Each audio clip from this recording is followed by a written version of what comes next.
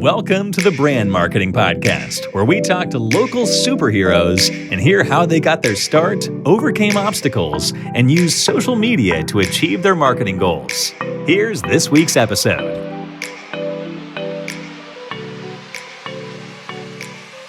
Welcome to the Brand Marketing Podcast. I'm glad that you guys are here. Today we have a special episode, something that I've been meaning to have talked about on the show for a while, but we have a special guest that's going to help me talk about it. I'm going to ask a few questions, get involved. Hopefully I can learn a little bit of what she has to talk about, and you can learn as well. But tonight we have on Phontaine Thompson. Welcome to the show. Hi, thanks for having me. No, glad you're here. I appreciate you taking the time. So today we're going to talk about just mental health overall, and specifically, just mental health, how to deal with it, how to approach it in social media. So before we jump into that, Phontaine, tell us a little bit about yourself. Well, I am in Atlanta, Georgia, and I am originally from Atlanta. Some people are not, Right. But I am originally from here, so I am a peach. I am a speaker. I don't want to call myself a motivational speaker. I try to stay on the public speaker side, right, because I do speak about mental health. So it's not like I'm going out motivating people of anything. I'm just speaking about my truth and telling a story and trying to encourage therapy. So I also have a yearly conference that I host. It's called Women's Mental Health Day. Right. And it's every September. So that's what I'm working on right now because I've been running around like crazy because we are a month away. So, yeah. Okay, awesome. All right. So you specifically brought up, that story and, trying to spread awareness as much as possible. We're definitely going to get into that Women's Mental Health Day coming up in September. But before we go there, what inspired you to even talk or to begin to help people around this cause? What got you started? So when I was 13, I attempted to commit suicide twice from being bullied really, really bad in school. And I met someone that changed my life, my school counselor. And I didn't even know at the time what a school counselor was. So she helped me so much. She literally saved my life, and she changed my life, and she changed my view on life. And everything she taught me really changed how I looked at myself, So going into high school after that, because I was in middle school at the time. So my attitude on my first day of high school was like, I was a totally different person because of her. Right. So now that I've gotten older, I've always wanted to be a public speaker and I wanted to be a motivational speaker, but I didn't know what I wanted to speak about. And it took me a whole year to decide what I wanted to speak about. So I want to speak about something that I know very well, and that's mental health. And my thing has always been, I definitely don't want to go on someone's stage or someone's platform and not know what I'm talking about. Of course. Now that makes a lot of sense. So you definitely went through something that was traumatic for you, and definitely found someone to lean on, to talk to, and eventually that person coached you, mentored you into a better place. And look at you now, right? You're doing fantastic things. Yeah, but for especially the young people, we're going to talk about adults, especially women, in just a second. But for kids that are going through something right now, they think that suicide is the only option. What are, 2 or 3 things that you would say to, a 13-year-old version of yourself today? And the reason I ask that is I'm not sure how old you are, but, today's influences, right? So, we're talking about social media, TV media, just that peer pressure, bullying, things of that nature. I think kids are probably going through even more stresses now than 10, 20, 30, 40 years ago. So what would you tell, a 13-year-old version of yourself who's being bullied, who doesn't feel like they have the answers? What can they do to pull themselves out? I'm so glad you asked me that, because I was thinking about that this morning. I was like, man, what is the one thing whenever I do interviews, people always ask me, what is the one thing you would tell a 13-year-old that was thinking the way you thought? So I always answer it the same way, because I suffered in silence. And that is for all ages. I think we do that because we're scared of the reaction we're going to get from people, So I would tell someone that's 13 today, or my 13-year-old self, don't suffer in silence, because there's help around you. It may not feel like it. And that's probably what brought you to the point of wanting to commit suicide. You probably don't feel like you have the help. But if you don't verbalize it, you won't know that it's actually people around you that can save your life. They can encourage you and make you understand how important it is for you not to feel this way. They can encourage you and let you know that you do have more to live for. Right. No, so the number one thing is not suffering in silence and talking, because, oh my God, talking is such a relief, because sometimes talking turns into crying, and crying is just a rinse, because my mom always used to say, you ain't crying nothing but tears when we used to get in trouble. So it's like when you're crying tears, it's water. It's a rinse. It's a cleanse. Cleansing, so I know sometimes, like, actually yesterday, my cousin sent me something and it had me laughing to the point where I had a headache. And I'm like, girl, you don't even know how much I needed that laugh, because August 2nd was my mom's anniversary of her passing 5 years ago. Wow. So sometimes it could be the opposite for crying too. So I needed that laugh. And let me tell you something. I forgot that August 2nd was my mom's anniversary of her passing. Right. Like, it took your mind off of it.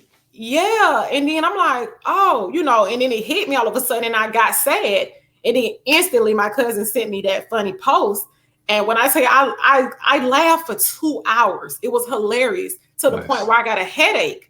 So it was a release, but crying can do the same thing. So I encourage people to talk to someone. When you talk, it's a release. When you're crying, it's a release. Right. You can literally say, like, oh my God, I needed a good cry. Right. I love it. So for that person that's suffering and, keeping all their emotions inside, not capable of having that release because maybe they don't know how, they haven't, experienced someone to actually guide them through that. For family members, friends, coworkers, people at church that, have people in their circle, what are some signs that we could look out for to know that, hey, somebody could be in trouble, they could be struggling? What are some signs and what are some things that we could do to lift people up, on the go? The number one sign is change behavior. Okay. Talk us through it. So especially someone on a personal level is in something they're not doing their routine. And when it comes to talking about teenagers, if you're talking about a teenager that's like always into something, always on the phone with their friends, always very talkative, always laughing, and then all of a sudden you see a change in that. And you're the type of person, or parent or peer or a church member, what a teacher that pays attention to that. And then all of a sudden you see something's not right. That's the number one clue to know that something's not right. And my advice would just be to talk to them and say something and reach out. And for me, I'm a bug. I will bug you. I'll be like, okay, so you good? What's going on, right? I get on my daughter's nerve. My daughter is 16. So I know I get on her nerves, and that's fine. That's my job. But so I will, and then it's the same thing with my daughter. She gets in her little mood. She's a teenage girl. So she gets in her mood. So she'll be like, Mommy, I told you there's nothing wrong with me. I always say this to her. My number one line is, did you forget who you talking to? Right, exactly. So you can't tell me that something's not wrong with you. I know there's something wrong with you. And I've had people do me like that at work, where I'm quiet. If Phontaine is not saying anything, something's wrong. So my coworkers who know me, they'll be like, you good? And I'm like, yeah, why? They were like, I ain't heard from you all day. I ain't heard your voice or nothing. I'm like, I'm good.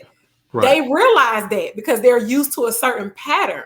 So that would be the number one clue, is to just reach out to them. And also, if you know them on a personal level, you could take them to the side or call them and be like, hey, is it something I can do to help you? Because you don't have to tell me something's wrong. I know something's wrong. Right.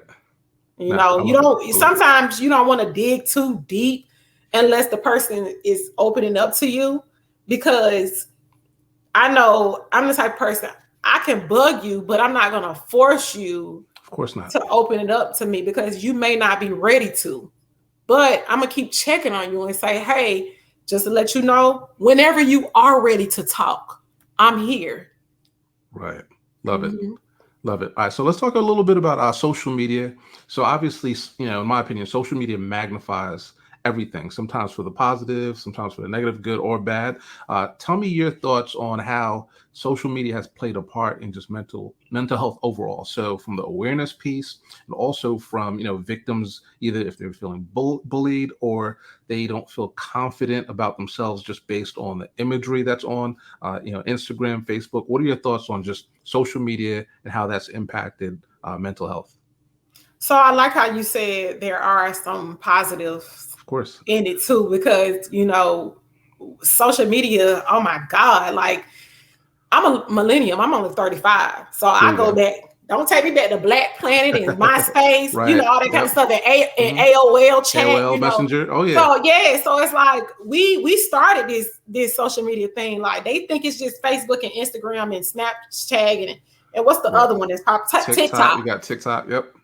Try AOL. Try MySpace. You know Right. what I'm saying? So Black Planet. Black Planet, it's some positive things to it, and it's some negative things. And it's like, so what do we use social media for? We use it to keep in contact with our friends and family. Of course, number one. Sometimes we use it for work because people are running businesses on there. And also people use it to just see what's going on in the world, right? So we don't want to forget there are positive things behind it, because we don't talk to some people in our lives every single day on the phone. Right. So this gives us a chance to see the newborn baby or to see the wedding pictures that we weren't able to make it to and stuff like that. It's a communication tool for sure. Right. But there is also a con to it when you go into the factor of body imaging. Exactly. Finances, because it's like you see people live in a certain way, or you see people who are like body goals for you and you feel self-conscious about yourself already. I don't think social media makes a person feel a certain type of way about themselves when it comes to the negative end. I think it enhances that. You already felt that way about yourself. Exactly. It's just social media enhanced it. But I had to take a step back also. I'm sorry. No, you're fine. I had to take a step back for myself and reevaluate who I was following. Because I'm like, okay, Phontaine, you want to look a certain way, but you also need to work out and eat right to do that. So I started following people who post videos of food that was healthy, people who were nutritionists. I started following trainers and people who post workout videos because, okay, I can look at the girl who has my body goals, but she not posting video. She not posting workout videos. She's just posting pictures of her in a bikini. Right. I need to see people doing what I need to do to get there, working out, eating right. I know those are two things. Also, I suffer from mental health issues myself. I have to change everything about what I look at. What we visualize every day, what we consume every day with our eyes and our ears can affect us mentally because sometimes it can keep us up at night, stressed out. Right. My goddaughter, I think she's 22 now. And I was checking in with her and she was telling me, she was like, Phontaine, sometimes I don't feel like I'm where I need to be. I'm like, who told you that? Right. I said, because if 22, come on now, and I said, I'm gonna tell you, I know exactly what she meant when she said it. She's looking at people online and she's seeing where they are compared to where she's at. She might see somebody else that's 22 and they might be a millionaire right now. Right. Or that's not your story. Right. And here's the other thing, and not to interrupt, but they might not actually be a millionaire, but they're only posting the things that make them look like a millionaire. So I think you hit it on the head when we're talking about just consumption, looking at other people and trying to either be on that level, but that level might not even be real, right? So you see the guys with the flashy cars, they wave money. They're in these jets, and sometimes these jets are not even real. They're just stage props, right? Or for the young woman that's out there, they're seeing these bodies. They don't see the work that it took there to get there. And some of these bodies are not even real. I mean, they could be sculpted, lipo. And let's not forget, it's social media. It's a computer. It could be altered. It could have a filter on it, you know. Exactly. But one thing I want to hit on also, and I don't want to forget this point, because go for it. I think this is something we need to hit on too when it comes to social media affecting our mental health. It's a lot of crimes being committed and being videotaped. And we see that when we open up these apps, you know what I'm saying? So that can affect our mental health too, because we see it on movies, but when you see it on here, that's a real person. So tell me more about that. So when you're talking about almost like these accounts that just track, you know, people getting beat up, you know, people breaking into cars. I know in Atlanta that's a big thing right now, and I'd have to say I'm at fault for sometimes tuning into like ATL Scoop, you know, Georgia Followers, etc., and just looking at that just for the entertainment and then pulling back. So, you know, you talked about consumption, but dig deep on that. So how often should we, you know, pull back from the entertainment side and then focus in on what we need in order to grow? You know, talk a little bit about that. I'm glad you asked me that, because that's in my notes too. Okay, go for it. So I feel like, and this is just my opinion. Of course, your opinion. Cold turkey, shut it all off.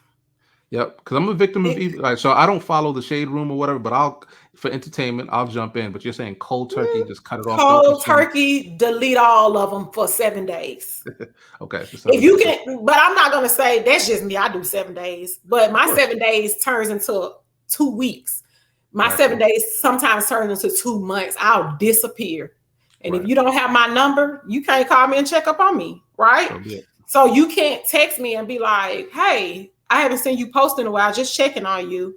You got my number, so you could do that. But anybody else got to wait. You know what I'm saying? But I would say start off with 3 days. And I mean cold turkey, delete them all and just start all over.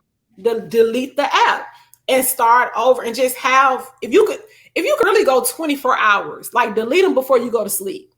Right. And then from the moment you wake up until the very next day you wake up, if you can go 24 hours, you can go 3 days. If you can go 3 days, you can go 4.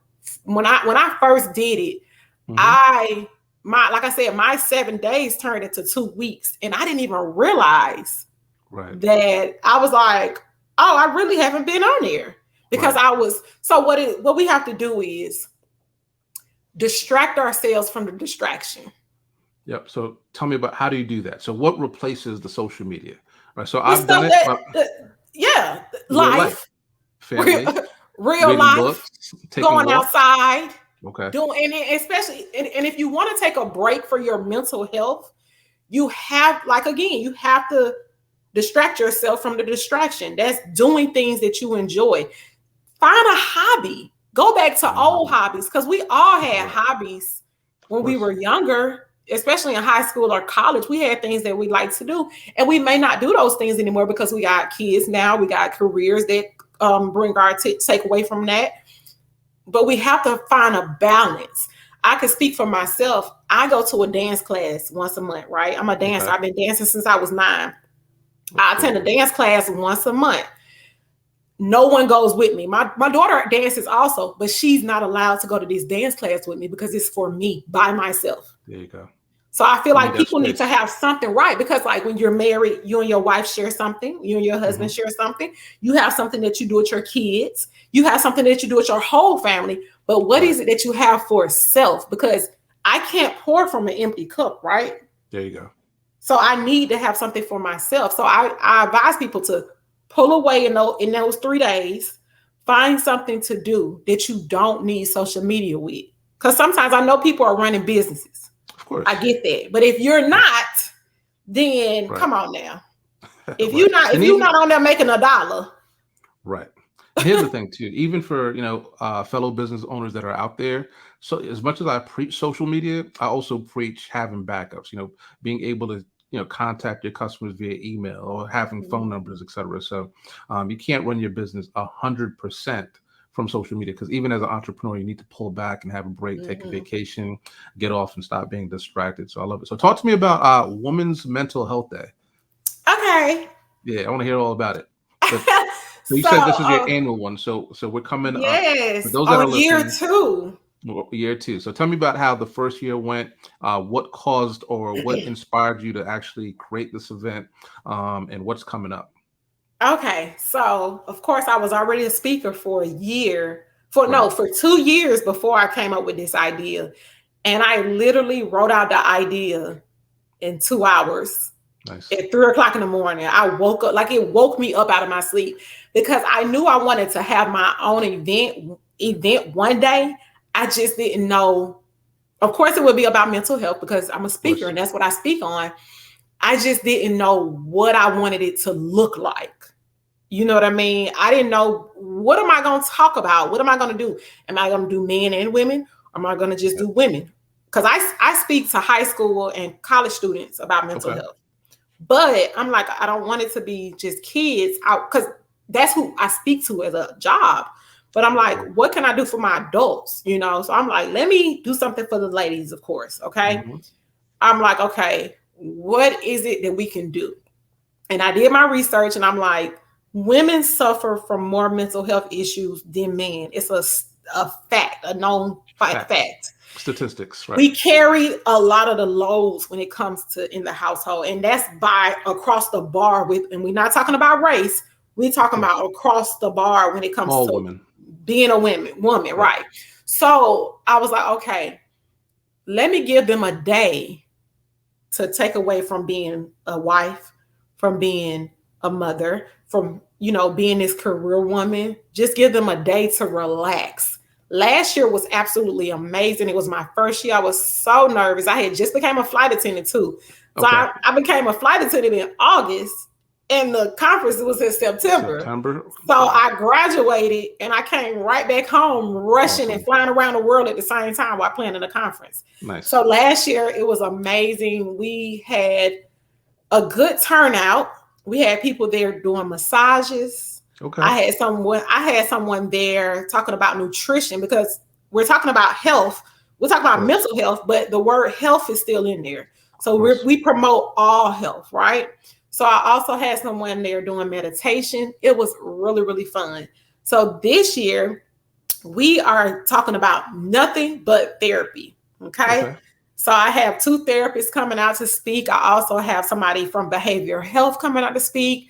I have the National Association for Suicide Prevention coming out. We have some amazing sponsorships. I make sure I get those sponsorships because I want you to leave with a nice little gift, Of course. Mm-hmm. Love it. So I have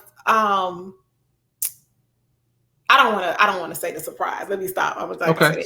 I like that though. All right, so teasing us with a surprise. All right, so I have 2 final questions for you. So if there's somebody suffering right now, right, and they're listening to this podcast and they want to, take action, what's that, one number, one website? What do you suggest them to do, like right now, immediately after they listen to this podcast? What should they do? Okay, so it can be hard sometimes when you are suffering and you may not have someone in your household that you can trust to go to, right? Right.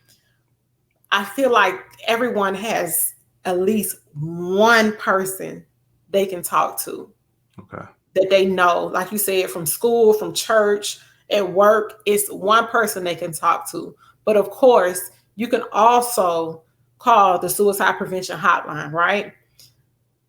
A lot of people don't know that, you have insurance, right? Okay. And if you have a regular commercial insurance, it pays for, therapy. But a lot of people don't know Medicaid pays for therapy too. That's not something exactly. A lot of people don't know that. And when you have Medicaid and Medicare, most things are free, right? It's free.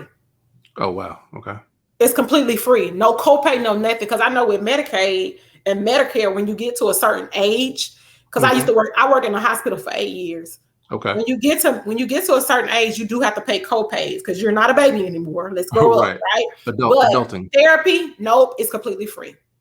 All right, good to know. So all you have to do is find someone in your network for your insurance. Right. Because Medicaid still has those different branches of Medicaid. Medicare has different branches. So you just got to find someone in your network. That would be the first step, is to find a therapist. Gotcha. Mhm. If they're struggling and they want to make that call, the suicide prevention hotline Hotline. should be It's the next 24 step. hours a day. You can Okay. Google the number, and I'm sorry I don't have the number with me, You're but fine. I'll flash it it's on the screen and make sure it's in the podcast as okay. well. So All right. it's a hotline. It's open 24 hours a day. They will talk to you and walk you through. Awesome. All right. Final question. If people do want to tap in to support your cause, to show up at, Women's Mental Health Day, or to just follow you online, give us all the information. How can we get in touch with you? How can we support the cause? And how can we show up if we're a woman, right? And we're suffering or want to even support more to Women's Mental Health Day in September? How can we do it? So you can follow me on Instagram. My Instagram is the number 4 Ever Phontaine. So it reads Forever Phontaine, and Phontaine with a PH, just like on my shirt. There you go. So and I'm in Phontaine Thompson across the board. I'm easy to find because my name is unique. So There you go. even if you Google me, everything will come up. My Really? Facebook, my LinkedIn, my Instagram. If you Google Phontaine Thompson, all my social medias will come up. And anywhere on my pages, Facebook, Instagram, LinkedIn, there's a link to click to purchase your ticket. We still have some early bird tickets available. So if they still want to, the early bird tickets stop selling on Sunday. So today is Thursday. So they have 3 more days. There you go. So yeah, we have like a couple of early bird tickets left. Once those are gone after Sunday, once the sale is ended, the general admission will be available. But any guys, I always tell guys, they always want to know how they can help. We have a lot of males that donate, whether that's donating money. I don't like taking money. I'd rather send you a link to purchase something because I do provide everyone with something. All the attendees get journals. So we just had someone donate all the journals for Women's Mental Health Day. So a guy friend of mine, he donated all the journals. So I always have guys help out. So if any guys want to help, just DM me on Instagram or on Facebook, and I can send you a link to something we do need to purchase and need help with. I would never ask for money because I don't like asking for money. I just want you to know where your money is going towards.